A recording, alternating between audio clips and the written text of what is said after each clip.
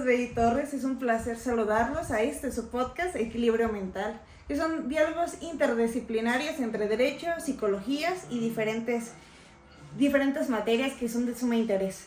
Bueno, en esta ocasión vamos a hablar sobre el burnout, que es el síndrome del trabajador quemado. Anteriormente trabajaba en radio y ya lo habíamos comentado, pero se me hace de sumamente importancia porque es algo de lo que no estamos exentos de vivir. Por lo tanto, hoy tengo una invitada muy, muy importante. Me siento muy honrada, me siento incluso de gala de manteles largos, que es la psicóloga Daniela Guillén, que no solo cuento con su presencia, sino que también con su gran amistad. Dani, ¿cómo estás? Qué honor estar aquí contigo y renovar. Ahora no estamos en una cabina, sino ahora un espacio más de nosotras, y estoy muy contenta de que podamos hacer esto en conjunto, porque este podcast no solo es mío, sino también tuyo. Gracias, Asvidi, estoy muy feliz. Este tema justo es algo que he venido trabajando durante un tiempo atrás, y entonces se ha convertido en algo que era como completamente desconocido, que no sabíamos que existía, como en muchas cosas, pero cuando le ponemos un nombre lo podemos empezar a identificar. Entonces esto me ha gustado bastante, poder compartirlo con otras personas para que podamos no solamente identificarlo, sino saber qué vamos a hacer con todo esto. Es algo que probablemente ya hayamos vivido y ni siquiera nos hayamos dado cuenta, o que notemos algunos cambios en otras personas cercanas a nosotros y no sepamos tampoco qué es lo que les está pasando. Así que estoy muy agradecida y muy complacida de estar contigo en este momento conversando acerca de esto. Es recíproco y mutuo el sentimiento. Pues bueno, yo creo que desde edades muy tempranas escuchábamos cuando íbamos a la escuela que era nuestra segunda casa. Cuando vamos creciendo, ahora el trabajo se convierte en nuestro segundo hogar, porque es donde más pasamos tiempo, vamos de casa a trabajo, pero lamentablemente pasan pues momentos complicados en ese ámbito, desde acoso, hostigamiento, incluso discriminación, violencia y otros factores. Uno de los más desgastantes cuando vivimos pues violencia de parte de los compañeros, incluso del jefe, pero nos sentimos muy vulnerables porque el salirnos de ahí nos implicaría pues renunciar o un despido si alzamos también la voz. Entonces es un tema muy muy complicado donde nos sentimos a veces atrapados. También puede ser que entremos a nuestro trabajo muy motivados y encontremos lo que es nuestra pasión, pero llega un punto que esa pasión tal vez, tal como una llama, se empieza a extinguir, porque tal vez yo ame mucho mi trabajo, pero es excesivo el trabajo que llevo y es diario y constante, y llego y parece que nunca llego a una meta, y empieza lo que llamamos tal vez el burnout. No sé si nos podrías decir con palabras simples qué es el burnout. Sí, el burnout tiene que ver con, se le llama el síndrome del quemado o el desgaste laboral. Sin embargo, no es exclusivo de las personas que trabajamos o que trabajamos en la vida pública. Es decir, hay muchos momentos en los que este síndrome lo podemos encontrar en nosotros, incluso si somos, por ejemplo, amas de casa o también si somos estudiantes. En el inicio se comenzaron los estudios acerca de este síndrome del quemado porque en las empresas empezaron a notar que los trabajadores empezaban a tener menos rendimiento y entonces paulatinamente se convertían en personas menos productivas. De ahí fue que empezaron a dar este término, pero en realidad lo podemos traspasar a muchísimas áreas de nuestra vida o en muchos momentos o hacia muchos espacios, como lo son también las escuelas o los estudiantes. Existen muchos momentos o muchas carreras, muchas profesiones que exigen demasiado a la persona, tanto en las escuelas, por ejemplo, como en un espacio laboral. Estamos en una etapa de la vida en donde, por un lado, estamos como alimentando mucho este tema de la vocación, de perseguir los sueños, de hacer lo que realmente nos gusta y nos apasiona. Y a mí me gusta mucho tratar acerca como de la vocación, qué es lo que a nosotros nos hace felices, qué es lo que nos gusta, y casi siempre digo que cuando algo nos gusta, nos apasiona, nos encanta, no puede salir mal. Sin embargo, esta parte también tiene como ciertos riesgos porque hay ciertos momentos en los que podemos vernos completamente desbordados de tanta pasión incluso.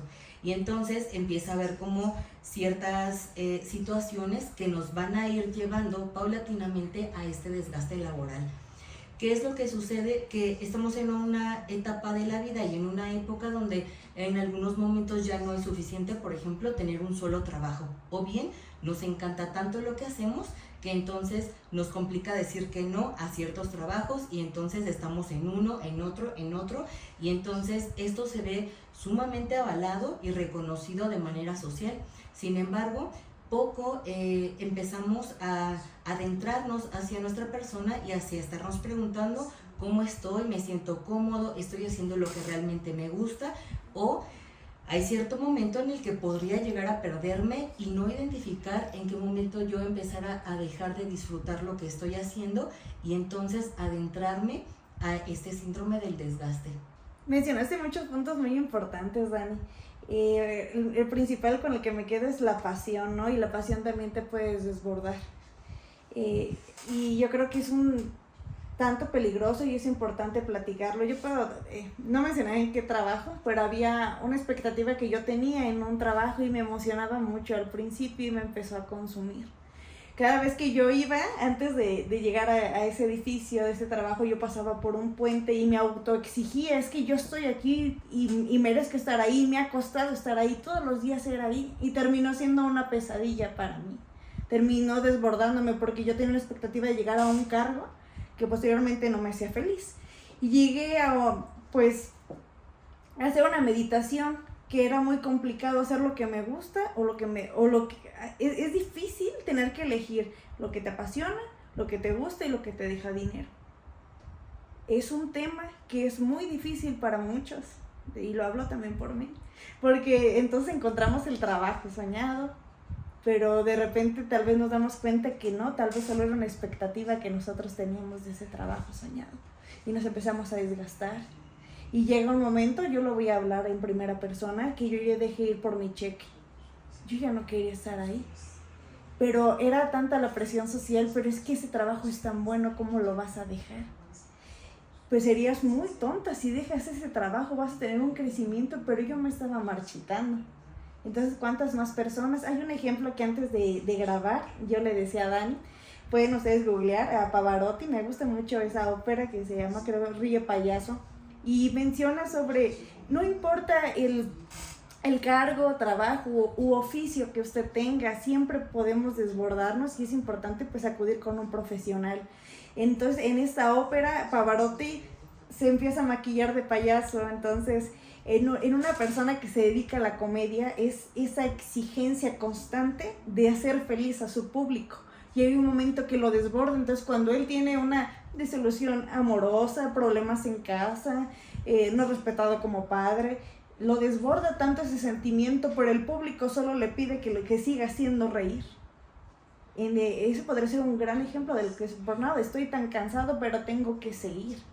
Y a veces vemos herramientas de, pues, entonces, pues consiga otro trabajo o busque otro empleo, pero no siempre es tan sencillo.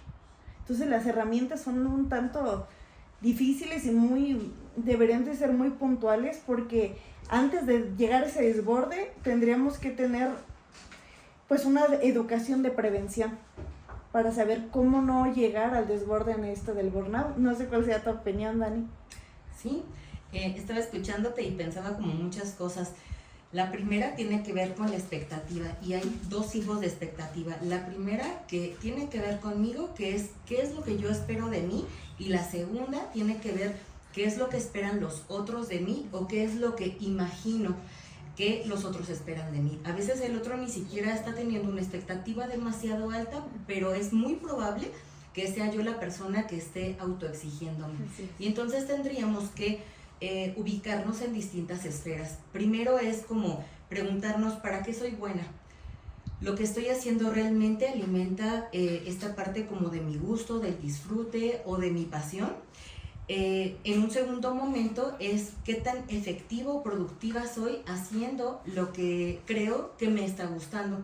Y entonces podemos llegar a un momento en el que podemos llegar incluso a medir en que estoy siendo muy productiva, teniendo como este balance entre lo que a mí me gusta y entonces está dando como una efectividad. Así es. Y precisamente creo que este es el punto en el que tendríamos el punto de partida perfecto para la prevención. ¿Por qué? Porque precisamente viene un montón de factores y un montón de cosas en las que nos estamos relacionando en el día a día.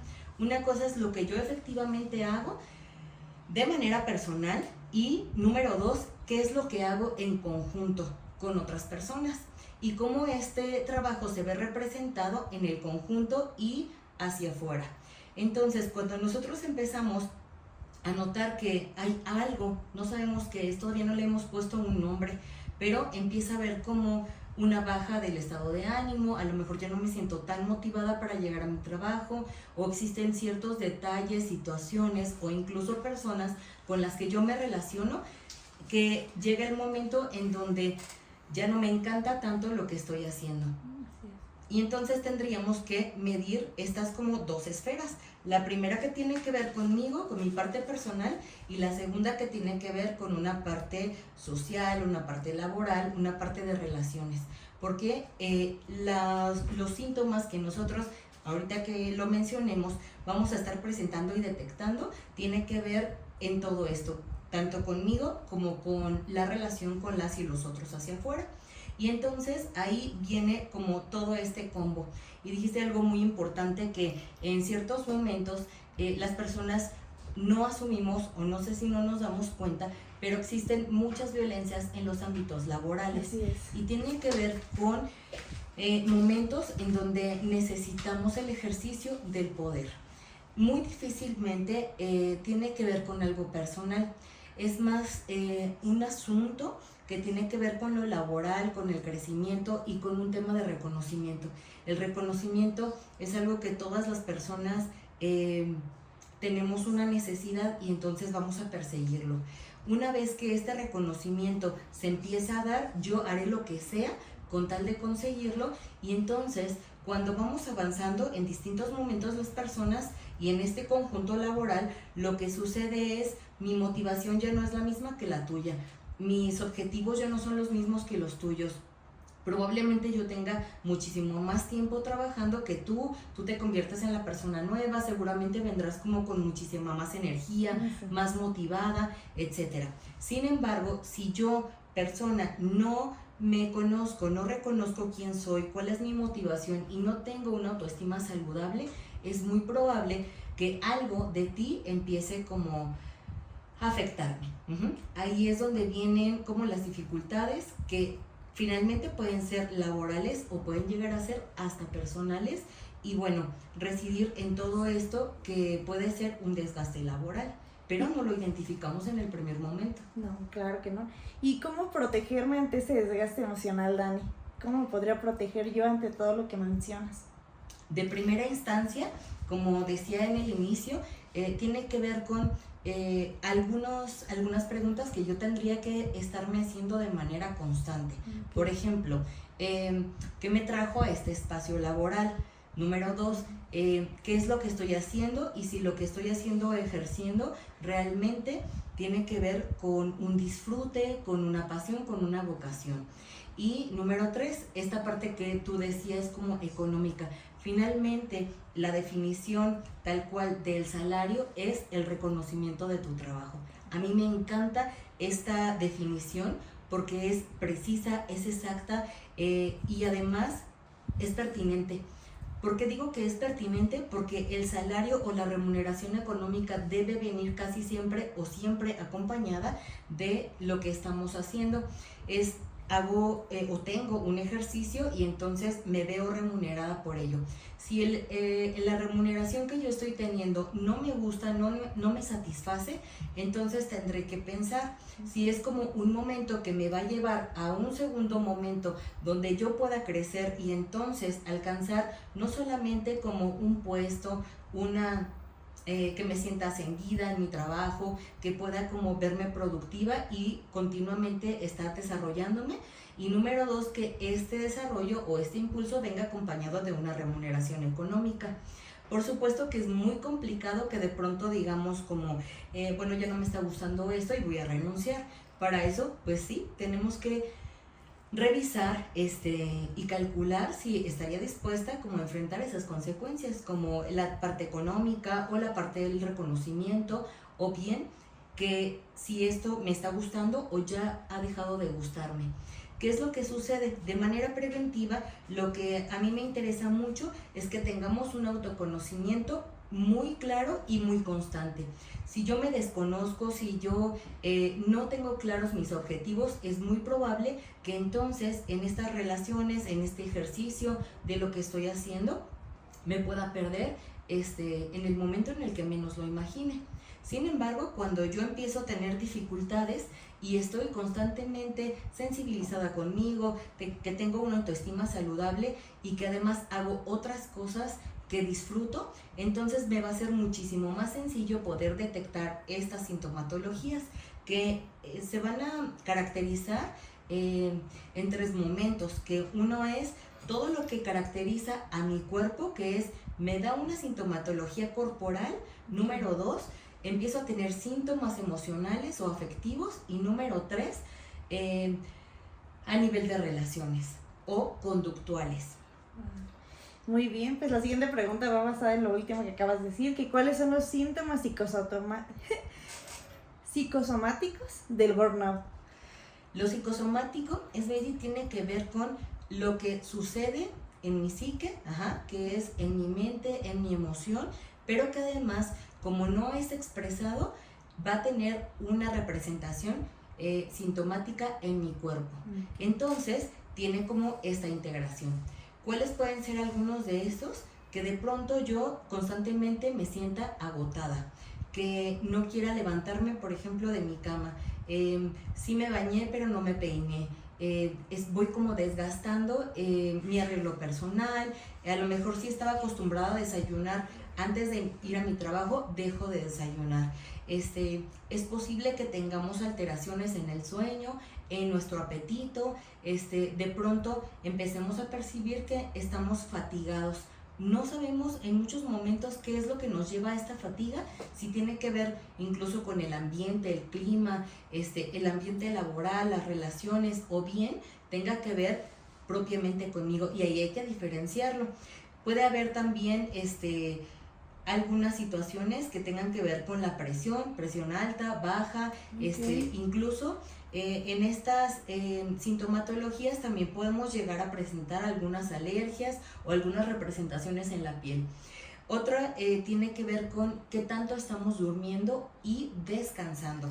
En algunos momentos podemos decir, claro que duermo 7 horas, 8 horas, pero si nosotros en realidad asimilamos qué es lo que está sucediendo en nuestros trabajos, y si yo estoy identificando, por ejemplo, que estoy trabajando más de 8 horas, más de 10 horas, que a lo mejor sí trabajo mis 8 horas dentro de mi espacio, pero llego a casa y continúo, o tengo, por ejemplo, muchos cambios de horario. Todas estas situaciones van haciendo que yo no genere como una rutina, y que entonces muy probablemente en ese conjunto de situaciones pueda llegar a representar estas somatizaciones.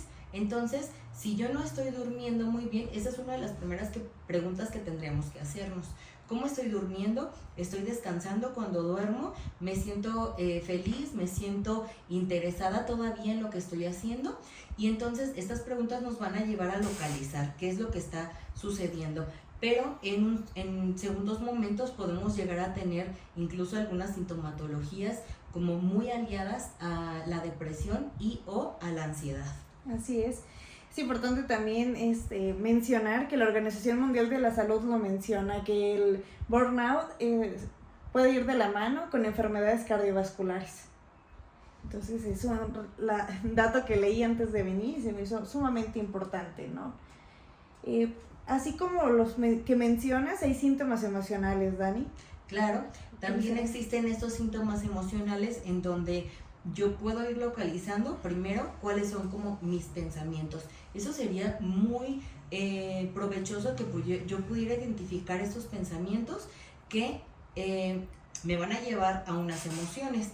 El cambio del pensamiento me puede llevar a la misma emoción, perdón, al mismo sentimiento, pero en una emoción distinta, que es en una intensidad diferente.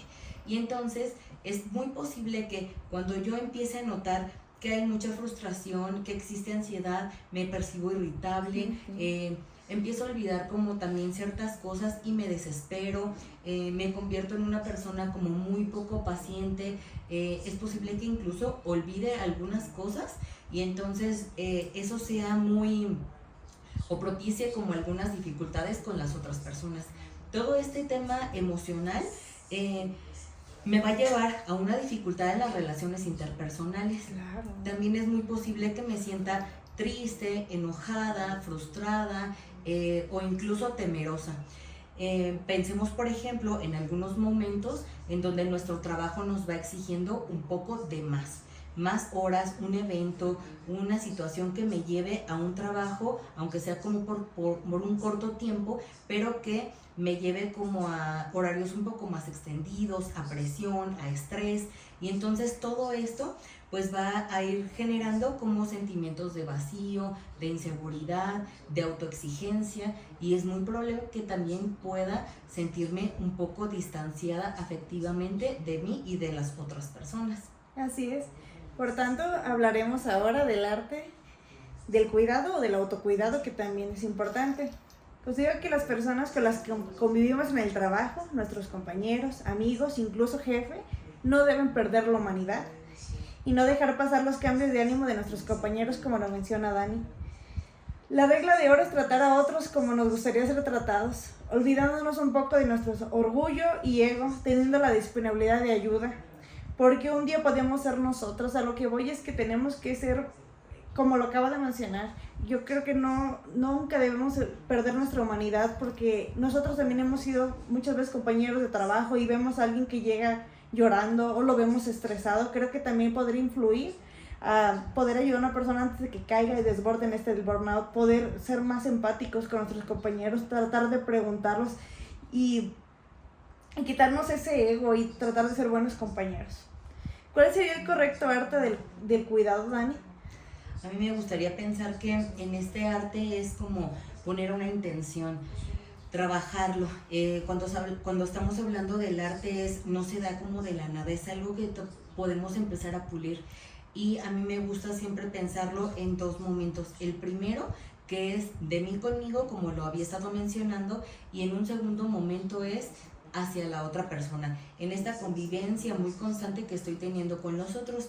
Y dijiste algo muy importante, que es la empatía. Y la empatía no necesariamente implica que me ponga en los zapatos del otro. Muy probablemente no tenga idea de qué está pasando o viviendo la otra persona. Cuando estamos hablando de una empatía mucho más sensible, mucho más genuina, en realidad ni siquiera tendría que vivirlo como tú o pensarlo como tú. La idea es aprendo a escuchar, pero desde tu propia historia y desde cómo tú lo estás viviendo. Incluso tener esa sensibilidad de decir, Esbeidi, no tengo idea de qué estés pasando, pero te noto triste, te he notado conflictuada, te veo un poco seria, te saludé esta mañana y no me contestaste. Entonces, lo primero ahí en el tema de las relaciones es evito tomármelo personal. Por ejemplo, si no me saludaste esta mañana, yo podría decir, bueno, no sé qué le ocurrió a Esbeidi, probablemente no me vio, no me escuchó o no estaba prestando atención. Y entonces, claro, puedo acercarme a ti y decir, oye, hey, ¿estamos bien? ¿Está pasando algo? Hay algo en lo que pueda apoyarte, y eso no necesariamente significa que me cuentes como toda tu historia o lo que te está pasando, pero sí puedes compartir algo como muy breve. Hay muchas personas que me preguntan eso, como yo tendría que contarle a alguien todo lo que me está pasando. No necesariamente tenemos que abrir como nuestra historia o la dificultad que estamos teniendo en este momento. Y esto es algo que también me gustaría que diferenciáramos para que pudiéramos revisar si el síndrome del quemado o del burnout tiene que ver con algo que es meramente laboral o tengo alguna situación externa, familiar, personal, etcétera, que me está llevando a tener dificultades en mi trabajo. Y eso también es muy importante poder diferenciarlo. En tanto podamos ir haciendo esto, va a ser mucho más fácil detectarlo y también poder comunicar con nuestras compañeras y compañeros cómo me encuentro, también yo tener como esa confianza de poder decir, Esbeidi, me siento mal, estoy muy cansada, no sé, hoy no es mi día, tuve una dificultad, porque bueno, tiene que ver con todo. Tiene que ver con mi trabajo, tiene que ver con el reconocimiento que estoy teniendo contigo, hacia ti y de ti hacia mí, que sienta un equipo de trabajo. Hablaste también como de las jerarquías, por ejemplo. Así entonces, si yo me siento reconocida y valorada por mi jefe o mi jefa, pues entonces eso también va a ser algo muy importante. Nos da como esta sensación de voy bien, nos da como esa luz verde. Y no significa que dependamos por completo de la opinión de los otros, pero sí es como un conjunto que va armando todo lo que nosotros vamos haciendo y disfrutando. Entonces es como ir oscilando entre todo esto, todo el tiempo, entre mí, entre nosotros, y cuando existan, por ejemplo, algunas dificultades con los otros y las otras de manera laboral, que sea únicamente laboral, sí podemos tener algunas estrategias para permearnos.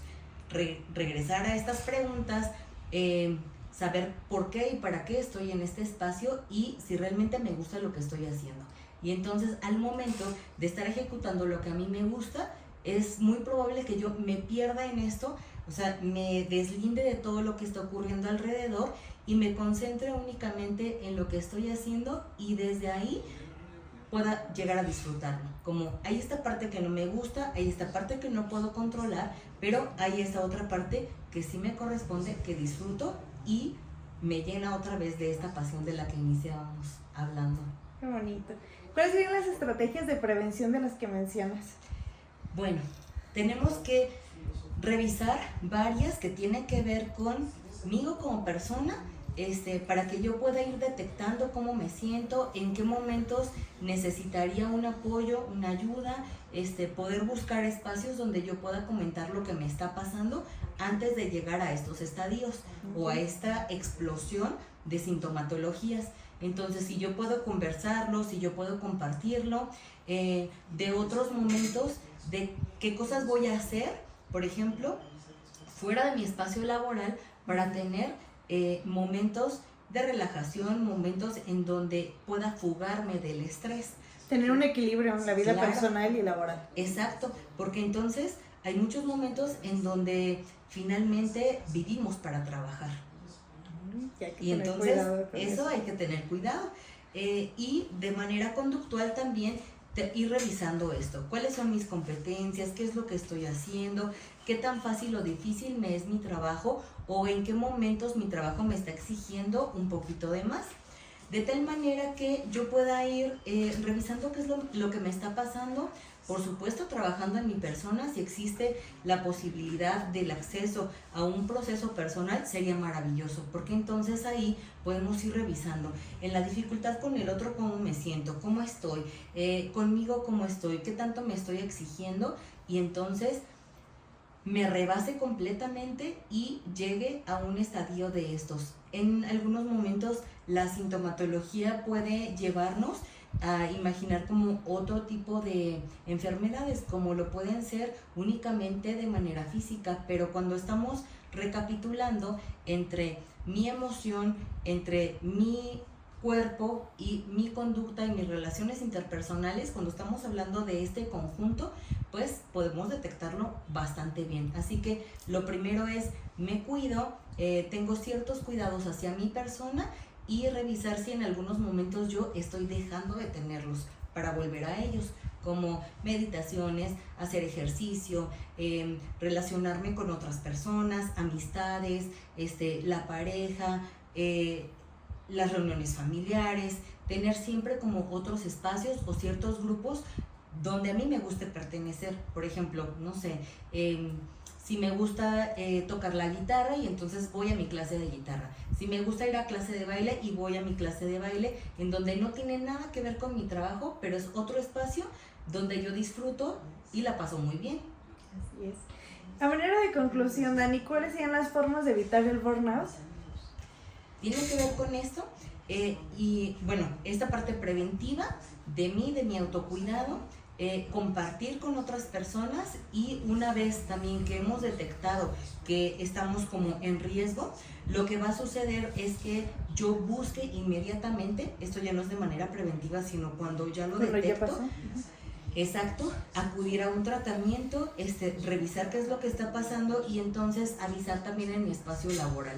Es muy saludable comentar qué es lo que me está ocurriendo para que entonces yo pueda tener el apoyo y salir también de esta etapa de vida en donde puedo llegar, como te decía hace ratito, a la depresión o a la ansiedad. Sin embargo, bueno, todo esto que estamos hablando, pues esperamos que tenga también impactos y repercusiones muy importantes a nivel físico y a nivel de la salud en general y mental, por supuesto. Entonces, la idea es que, de hecho, en algunos momentos ya este tipo de diagnósticos son viables para una incapacidad, también de manera laboral. No es completamente física, pero también sí es emocional, es en conjunto. Y entonces poder tener como esos espacios en donde yo también pueda desahogarme y recapitular qué es lo que está ocurriendo conmigo y si yo necesitara incluso llegar a tomar ciertas decisiones. Así es, sin duda, este podcast tendrá una segunda parte porque acaba de ser algo muy, muy claro, Dani. Esto será tomado como incapacidad y es donde podremos hablar de la norma 035, ¿verdad? Así es, mucho de qué hablar todavía. Mucho de qué hablar, amiga, pero la reflexión que puedo dar es también haciendo alusión a lo que mencionaba Dani, trabaja para vivir y no vivas para trabajar. Nos ayuda a comprender que el verdadero significado del trabajo consiste en lo siguiente: aunque el trabajo representa una parte importante de nuestra vida, no es más importante que nuestra propia vida.